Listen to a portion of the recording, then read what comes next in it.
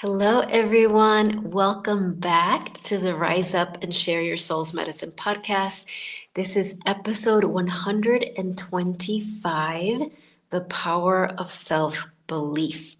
So if you're new to my work, my name is Lisa Espinosa. I am a spiritual career coach, and I help helpers. I help change makers, visionaries, anyone who's had this longing, this dream, this intention to help others, to help humanity, to help the world. It's probably something that you've thought about since you were a child. And I help helpers to help with more impact, with more authenticity, to share their unique gifts, like the highest expression of their unique gifts, which is what I refer to that as your soul's medicine, right? This medicine that you bring to the world that nobody else has. And to do that, this is very important, to do that without hustle, without overwhelm, so that you can cultivate a life that you love. It's not meant to be either or. You're meant to be able to help with the most impact and cultivate a life you love, regardless of the challenges that arise. This is really important to share because sometimes I find a lot of clients, when we first start working together, we can have this mistaken belief that if we have challenges in our life, it means we're doing something wrong. But that's not true.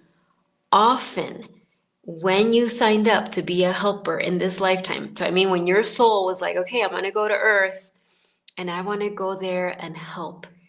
I want to anchor in new modalities, new paradigms. I want to awaken people, right? I want to do that through compassion and love and all of the things.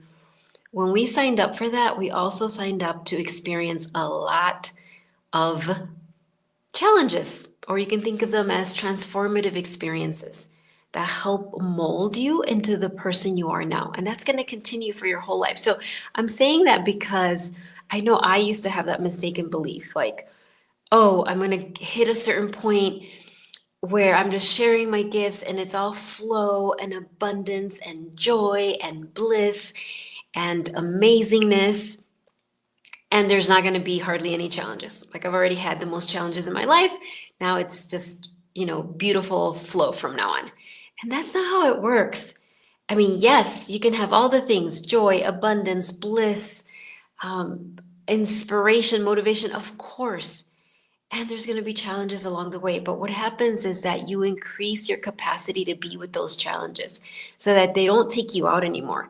They don't take you down this like deep pit of despair anymore, because you've learned how to tap into your soul's infinite capacity. So anyway, that's what I coach my clients on. And today we're going to talk about the power of self-belief. So I looked up the definition. How did the internet define self-belief? And it said the belief in one's capacity to succeed. So think about that. The belief in your capacity to succeed. And we won't go into, well, what does success mean? And just whatever that means to you. Your belief that you will succeed. And a belief is a thought that you think about yourself. Like a belief in yourself, like a belief about yourself is a thought. So a belief in anything is really a thought you just think over and over and over and over and over again until it becomes a belief. So self-belief is another way to think of it, is to have thoughts that you think about yourself that are powerful, that are confident. That's what self-belief is. It's generated in your mind through your thoughts about yourself. And so why is that so powerful? Well, to answer that, we're going to talk about the opposite of self-belief first. So the opposite of self-belief, and there's a lot of different ways to look at it, but we're just going to be really kind of obvious and simple here, is self-doubt. So the opposite of self-belief is self-doubt.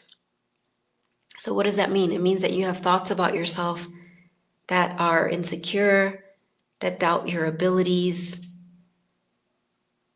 thoughts about yourself that are not powerful. So we have self-belief on one side and self-doubt on the other. And so I want you to think about this specifically when applied to your work, your helping work. Now that's whether a lot of my clients are therapists, coaches, they're in the wellness profession, but others are not. They're just helpers in whatever work that they do. I also have clients who are retired or semi-retired.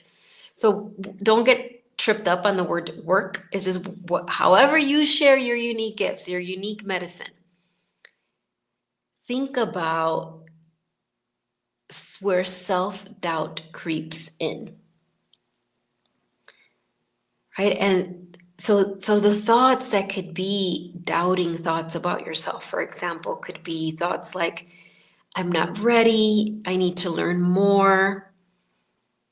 It could be thoughts that lead to comparison. Well, look at that person, they're so far ahead than me. Or I'm not an expert at this, I'm gonna make a mistake. I can't make a mistake. This has to be perfect. I don't know what I'm doing. I mean, I could go on and on and on. Your body has probably started to feel icky just hearing those thoughts. And generally, thoughts, we don't say them out loud, but if we walked around saying our thoughts out loud, it would really shift things, I think, really quickly. And so think about, okay, what are the thoughts that you have in your mind that generate self-doubt for you? And why does that hurt your service? So not only does it not feel good in your body, but I want you to think about, what do you do when you're having self-doubt thoughts? It's a hard thing to say, self-doubt thoughts. Like, what do you do? How do you behave? What actions do you take? What actions don't you take? So for example, if you have this running thought in your head that has become a belief that's, I'm not ready, I'm not ready, I'm not ready, I'm not ready, or I don't know enough, I don't know enough, I don't know enough. Or even something like, well, I don't want people to think I'm conceited. I don't want to make people uncomfortable. I don't want to be a know-it-all. Like I want to be humble, which sounds like such a beautiful thing. And of course, there's absolutely a place for humility, that we're not talking about becoming narcissists, but when you have self-doubt created by like, well, I need to be humble, I don't want to be a know-it-all, notice that that's not your soul speaking, right? Your soul, which is like, right, you're a soul having a human experience. Your soul is infinite, eternal, eternally connected to source. Your soul is always telling you, so your soul believes in you. So your soul is always feeding you thoughts like, you can do this. You were made for this. You are an expert at this. You have so much wisdom in this.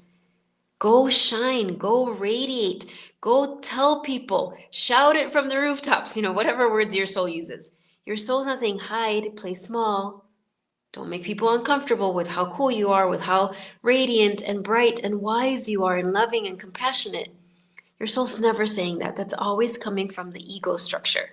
The ego structure from a spiritual perspective being that part of you that, and when I say you, I mean us, right? All of humanity has an ego structure, that part of us that forgets that we are a soul, right? And so think again, going back to those self-doubt thoughts. What I observe my clients doing, and myself included, when we're filled with self-doubt, you either put off taking action, right? You put off writing your book. You put off sharing that Facebook post. You put off raising your hand in the meeting and sharing your expertise. You put off saying yes to that opportunity, to be on that podcast or to start your own practice, right? It's like there's like a putting off because there's self-doubt, right? There's that can happen. And so that can lead to paralysis, to stagnation.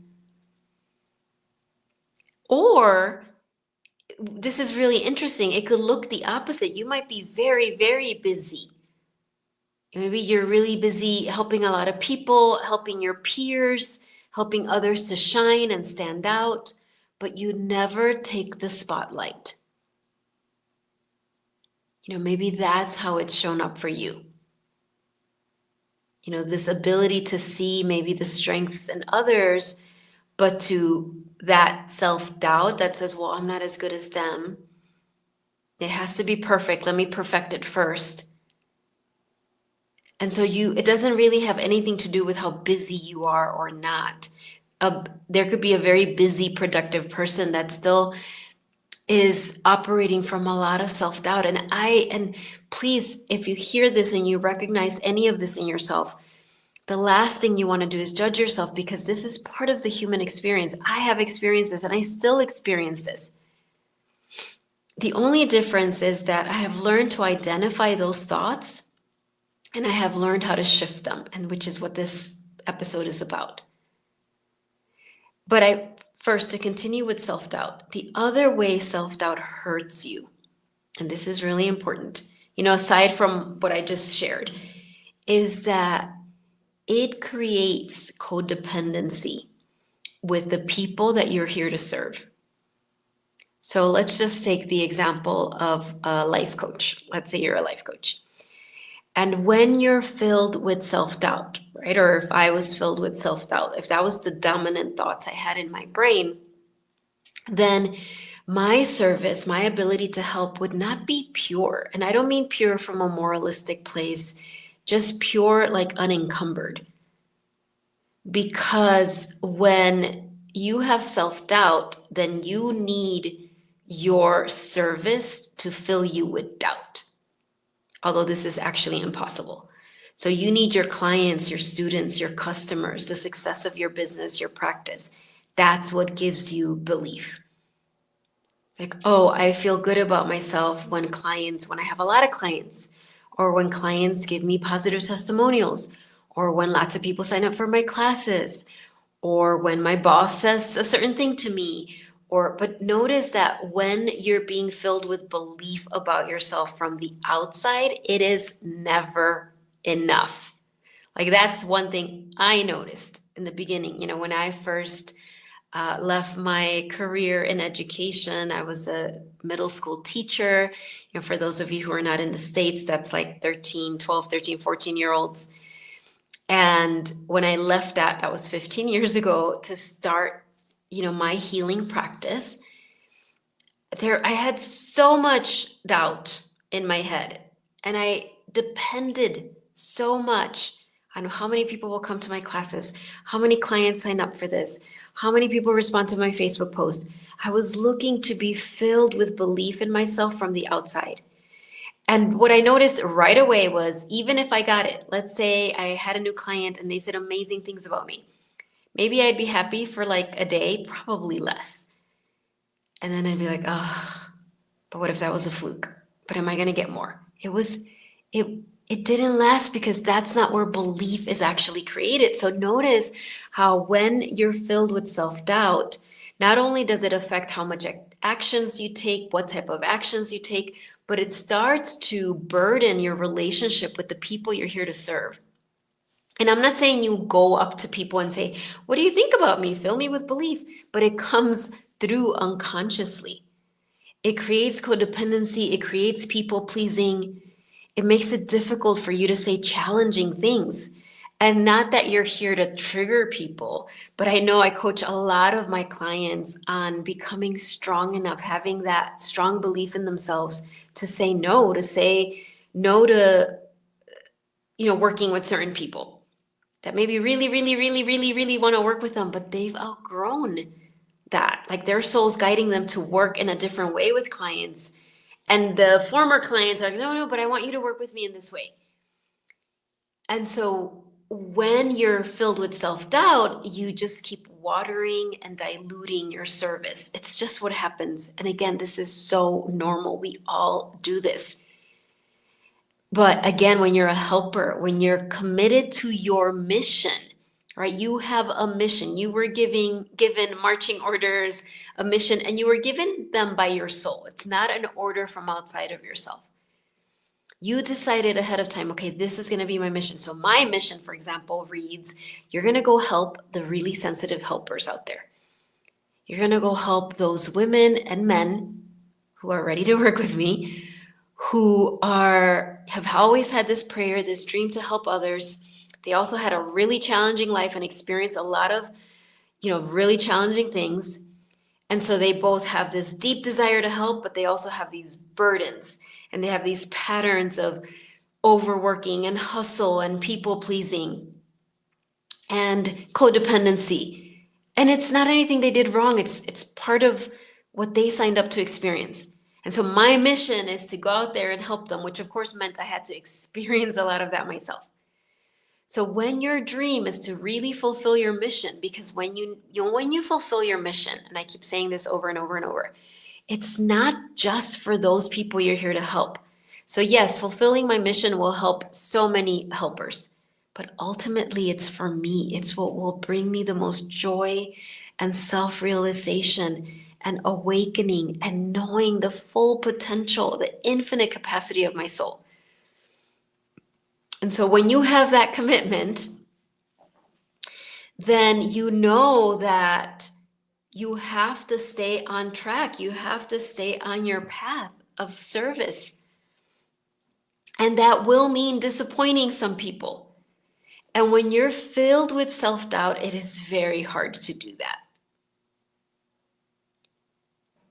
And so it waters down your impact. So hopefully by this point you can see, right, how self-doubt is so harmful. It's painful to you, and it ultimately is harmful to your divine mission. It blocks those people that you're here to help now from finding you. Now, the good news is self-doubt is created by your thoughts, not by anybody else. Yes, you might have experienced really painful childhood things or young adult things where there were people in your life that, just programmed, you can think of it as programming, these very limiting thoughts about yourself, right? So you might have had parents or teachers or guardians or siblings that just filled you with a lot of self-doubt growing up.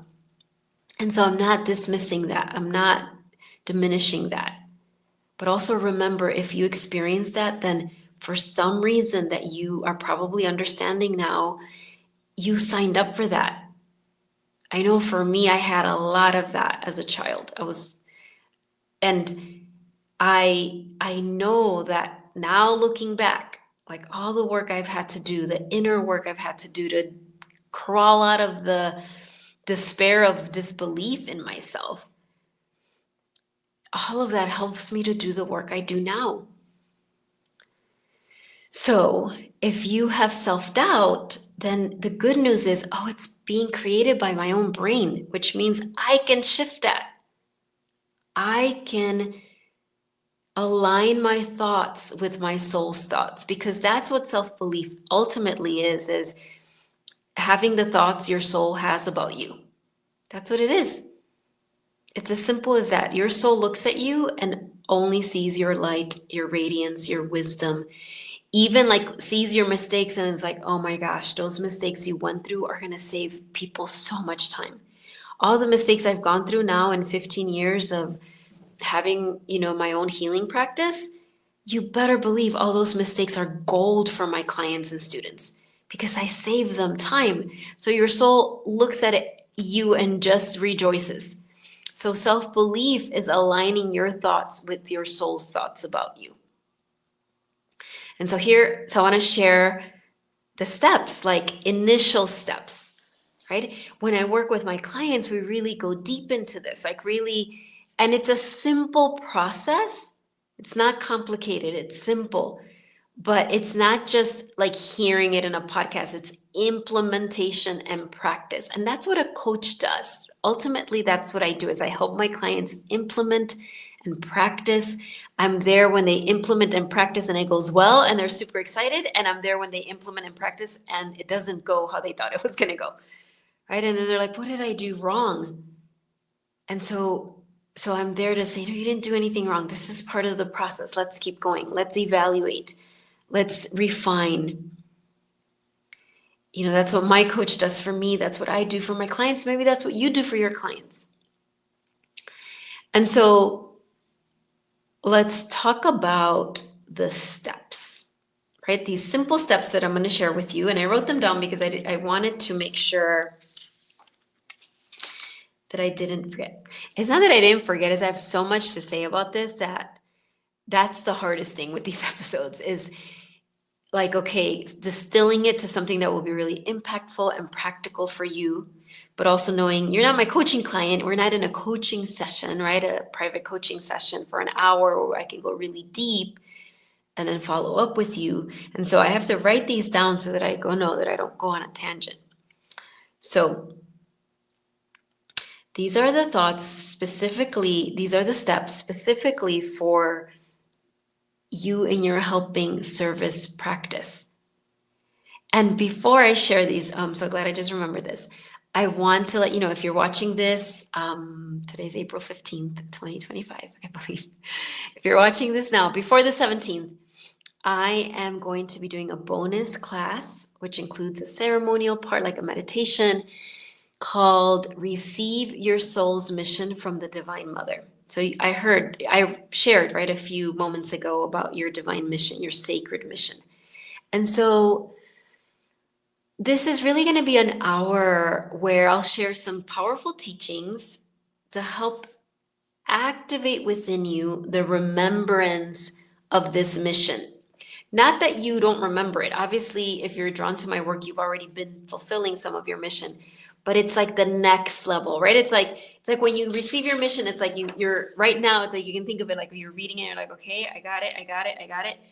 But then as you keep refining, as you keep moving forward, as you keep, learning how to access your soul's infinite capacity, then your soul's like, okay, you're ready to receive more.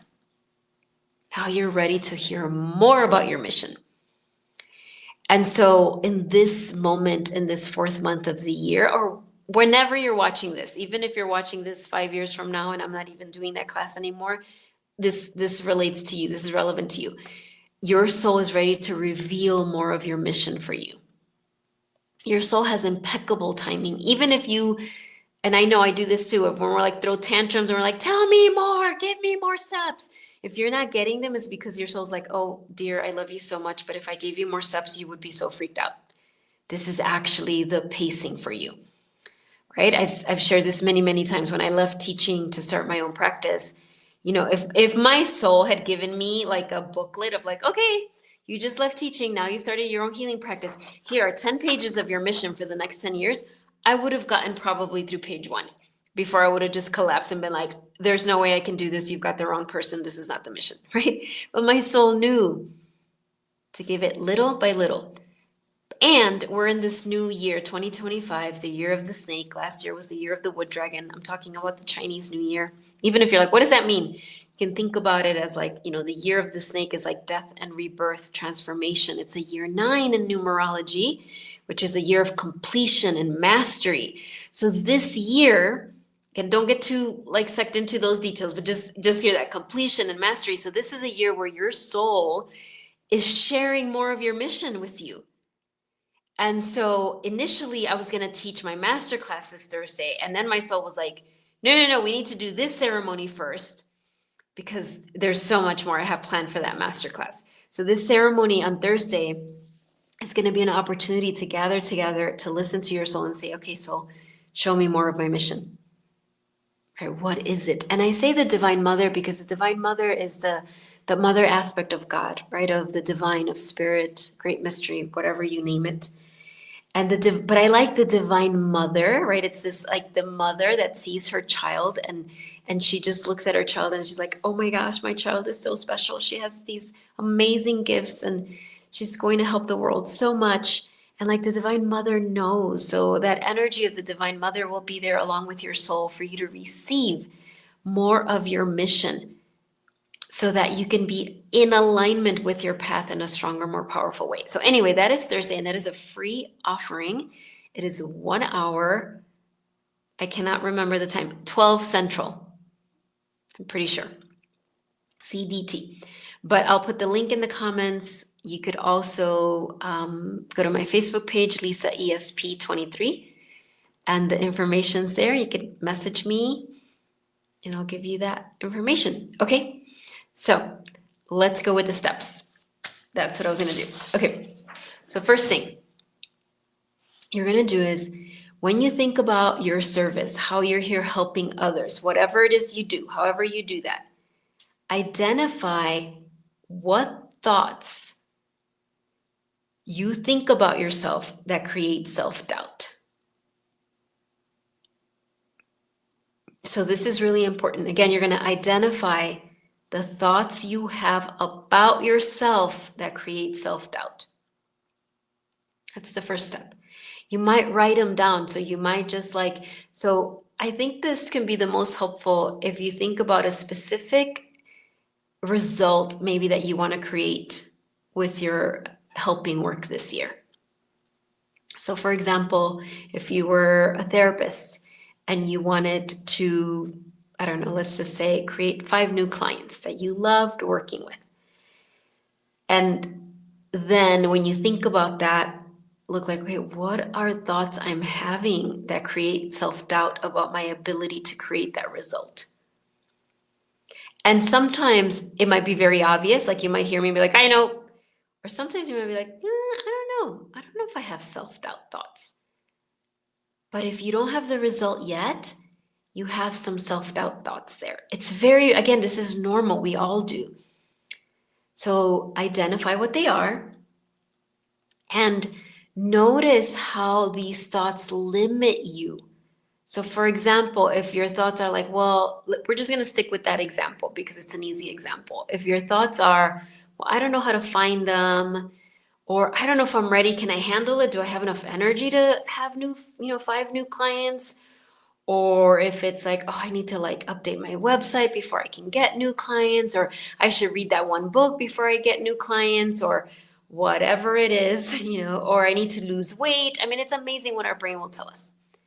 Just identify, or I'm not ready. I'm so behind. Just notice what are the thoughts that are getting in the way let me say this better. What are the thoughts that are creating self-doubt in your ability to create the result you want to create right now? And once you identify, so if your thought was, I'm not ready, then you notice, how does that feel in your body? Where do you feel it in your body? Like when I'm in that thought of I'm not ready, I notice I'm not very grounded. There's kind of like this little frantic energy. I'm not ready. It's kind of like if I really pay attention to it. And then of course, what are the actions that you take when you think those thoughts? Notice what your pattern is. Again, for some of you, it will be paralysis. I'm just stuck. I'm not taking any action. I feel stagnant. But for others of you, and I think this is actually more common, it might be frenzied action. Well, let me try this, let me try that, let me do this, let me read that book, let me do this, let me try that strategy, let me, and it's coming from self-doubt. So just notice that. So again, the step is you're going to identify what are the thoughts, notice how it feels in your body, and notice how you act when you're having this thought. What do you do? What do you not do?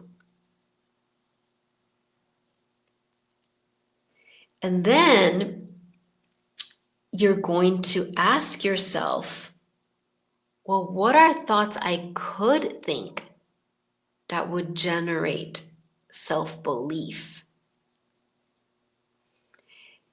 And the reason this is the step now, not the first step, because often it can be very hard if I just, so when I have a consult with potential clients, for example, if I just said, well, tell me all the thoughts you think about yourself that create self-belief, most people would look at me like, what? But if I say, share with me some of the thoughts, or the feelings you have that make you feel insecure, or that make you feel like it's hard to reach this result, that's a lot easier. Well, I think I'm not ready. I think maybe I need more training. I hate social media, so I don't want to get on it. I don't know how to do that. Right? So then as I ask them these questions, I start to identify, those are the thoughts. And I start to write them down so then I can share them with them. Right? By the way, I do have some slots available for a free consult if you want to sign up for that. I'll say that more at the end. So that's why this next step comes after first identifying the self-doubt thoughts. Because now that you have your list, you can think about, well, what generates self-belief? So it might be a thought like, oh, I know so much about this. Or I have so much value to add. It could even be a thought like, oh my gosh, I've made so many mistakes in this area. I could totally save them time. Like that might be the thought. That can be a very powerful thought. It's not like, oh my gosh, I've made so many mistakes. I'm such a weirdo. I'm so bad. Ugh. No, it's like, it's gold. I can save people time. It might be, I'm an expert at this. And it doesn't come from narcissism. It's just like, yeah, I have expertise in this. Like I have expertise in helping people identify these thoughts and not beat themselves up while they do it. That is an expertise, and I have it because I've had to do it for so long for myself and because I've been doing this work with clients for 15 years. So I can say that and believe that about myself. I have expertise in this, and it can help so many people. So, what are powerful thoughts? Maybe for you, it's, I'm really compassionate, and the world needs that. Or I'm a really good listener. I'll look here. Yeah, I said all of them. I wrote some and I'm like, am I forgetting any of them? I trust myself. That one may be very powerful, right? It's like, I trust myself. And I trust that if I make a mistake, I'm going to learn from it and it's going to turn into gold for me and my clients. And I'm going to have my own back. I'm not going to beat myself up. And even if you're like, I do kind of beat myself up, you're like, well, I'm learning how to not beat myself up. I'm learning how to really love myself through that. And so again, see, identify. And I would identify, maybe you make a long list, but you narrow it down to one. And if you have a really hard time, go up to 3. But the more you can constrain and focus, the more you will actually implement and practice, because that's where the embodiment, the self-belief actually gets built. So when you hear me saying those thoughts, you might feel like, oh my gosh, yeah, that feels so good in my body. I trust myself. I have so much to give. I've made so many mistakes and people can learn from them. But it's one thing to hear me saying that now and you feel good about it. That's very different than then committing and saying, I'm going to practice this every day. I'm going to catch when those others come, those thoughts of disbelief come. I'm going to have compassion for myself and know that that's normal. But then I'm going to shift and go back to that power thought that I chose. I trust myself. I'm an expert at this. Or, one of my favorites, nobody else has my soul's medicine. Like literally no one else can do this in the way that I can. There's people out there that are waiting for me. Now you've got to pick the thoughts that feel good for you, that create self-belief, but then you have to practice. Remember in the beginning I said a belief is simply a thought. Like a belief about yourself is simply a thought that you think about yourself over and over and over and over and over. So if you think I'm not ready thousands of times a day, and you think I'm ready, I know I can help people now 5 times a day, well, you know what the result's going to be. So really this requires, that's why I said it's simple, but not necessarily easy. It requires implementation. But I know you've got this, because if you're here watching this, this is part of your mission. This is part of how you help humanity. And this is the last thing I want to say, which I really became clear to me as I was preparing for this episode. When you increase your belief in yourself, when you work on that, your belief in others increases as well. And I don't think I had quite identified that until I was preparing for this podcast, because I realized, oh, all the work I've done to believe in myself. And it's an ongoing work. Please don't think I'm there. Like, it's like ongoing, ongoing, ongoing, ongoing. Like, I believe in my clients, the current clients I have, and when I have consults with potential clients, no matter what they say, no matter what challenge they might have, a diagnosis, the loss of a relationship, the loss of a job, a diagnosis of their loved one, whatever, I truly believe they can overcome it. It's not just something I say. It's not just something, words I say, but inside I'm like, oh, I don't know if they can do it. Like, no, I really believe it. And I realized that I really believe it because I really believe in myself, because I have seen me do it. And I'm not special. I'm not, like, as they say, a unicorn. So it increases my belief in humanity. It's like I truly believe in that transformation, that people can change their life, their circumstances, no matter where they started from. I truly believe that. So that's another way that self-belief helps your service, is you believe in humanity. Especially now, as we're bombarded with all of the polarity and divisiveness that exists in the world. Like, part of your role as a helper, our role as a helper, is to look at all of that and hold deep belief in the capacity for humanity as a whole to awaken. And that starts from believing in ourselves. All right. Thank you so much for being here. Again, I want to remind you, on the 17th is that special bonus class and meditation ceremony. Receive your soul's mission from the Divine Mother. I'll put the link in the comments page. The master class, which is part of a series called Safe to Serve, and it's emotional power and resilience for helpers and change makers, has been moved to the 28th. So there's still time. Sign up, register, and don't wait till the end to register. I'm going to be starting what I did last time. I started, I don't remember how ahead of time, emailing, sending these just kind of like beautiful reminders, inspiration leading up to the masterclass to prepare you for it. So if you're thinking yeah, I want to do that, go ahead and sign up already. It's going to already start to elevate you.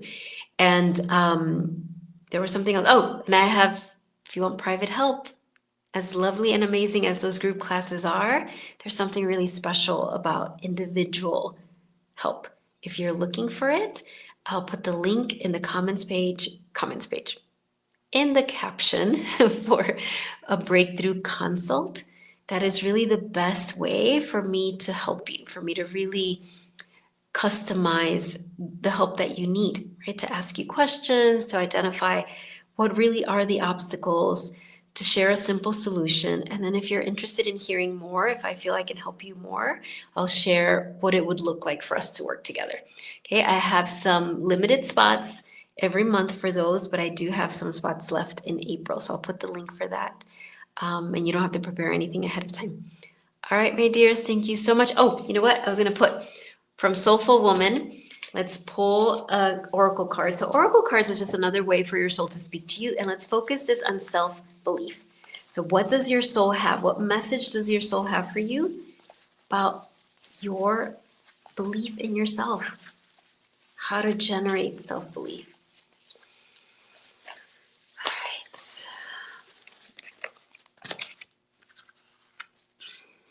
right.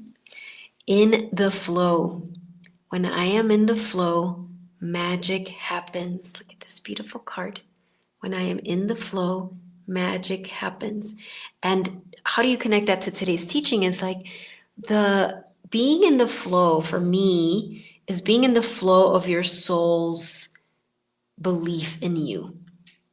Be in the flow of your soul's thoughts about you. Think about that. I just got this image of this beautiful river full of thoughts, and it's your soul's thoughts about you. And then there's a waterfall, and you can just stand under that waterfall of okay, all these beautiful thoughts my soul has about me. And let me pick the one that really feels powerful for me in this moment, and let me commit to practicing that one. All right, I'll see you soon. Bye, everyone.